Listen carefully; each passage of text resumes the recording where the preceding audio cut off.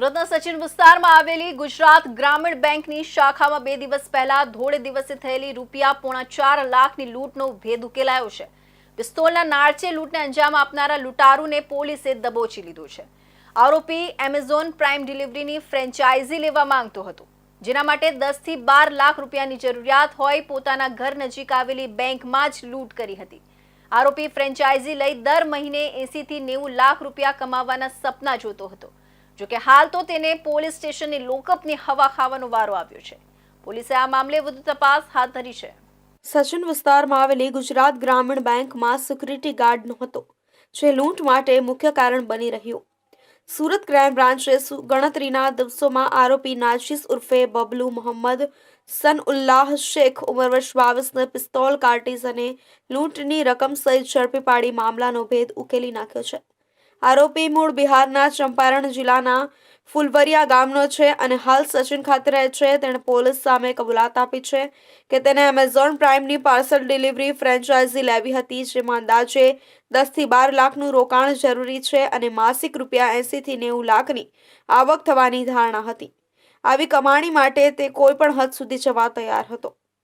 માસિક લગભગ 80 થી 90 લાખની કમાણી કરવાની લાલચમાં આરોપી નાજીસ ઉર્ફે બબલુ મોહમ્મદ સનઉલ્લાહ શેખે પોતાના ઘરના માત્ર 2 કિલોમીટર દૂર આવેલી બેંકમાં લૂંટ કરવાનો પ્લાન બનાવ્યો હતો।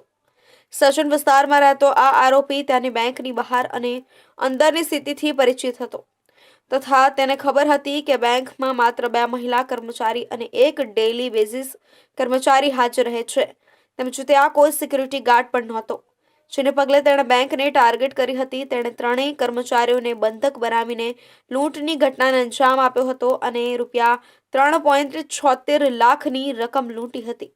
પોલીસે આરોપીની ધરપકડ કરી તેની પાસેથી પિસ્તોલ અને 7 કાર્ટીઝ જપ્ત કર્યા છે, તેમજ સંપૂર્ણ રકમ રિકવર કરી છે।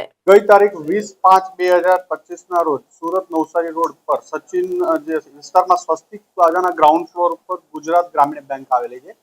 આમાં સવારના ટાઈમે 2 મહિલા કર્મચારી હાજર હતા, ત્યારે એક કિસમ પિસ્તોલ જેવું હથિયાર બતાવી અને બેંકમાંથી 3,76,000ની લૂંટ કરી અને બંને મહિલા કર્મચારી અને ત્રીજા જે ડેલી વેજીસ ઉપર એક માણસ હતો, ત્રણેયને બંદી બનાવી રૂમમાં પૂરી અને જતા રહે છે। આ બનાવની ગંભીરતા જોઈ વેપન સાથે લૂંટનો બનાવ બનેલો હોય, બેંકમાં બનેલો હોય, લોકલ પોલીસ સ્ટેશન અને ક્રાઇમ બ્રાન્ચની તમામ ટીમો પ્રયત્ન કરતી હતી।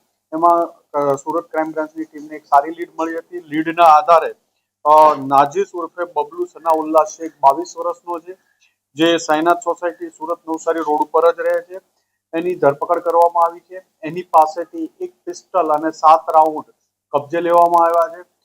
લૂંટમાં ગયેલા 3,33,000 જેટલી એમાઉન્ટ કબજે લેવામાં આવી છે। ડીસીપી ભાવેશ રોઝિયાએ જણાવ્યું હતું કે 1 માસ પહેલા જ તેણે બિહારમાંથી દીપક નામના ઈસમ પાસેથી પિસ્તોલ અને 7 કાર્ટીઝ મેળવી સુરત આવ્યો હતો। ત્યારે 19મીએ બેંક લૂંટવાનો પ્રયાસ કર્યો, પણ હિંમત ન થતાં પાછો ફર્યો હતો। 20 મેએ ફરી પિસ્તોલ સાથે બેંક પહોંચ્યો અને મહિલા કર્મચારીઓને ધમકાવી લૂંટ ચલાવી હતી। આરોપી સીસીટીવીમાં કેદ થવા પામ્યો હતો, જેના આધારે ક્રાઇમ બ્રાન્ચે કતારગામ બ્રિટિશ કબ્રસ્તાન નજીકથી તેને પકડી પાડ્યો હતો।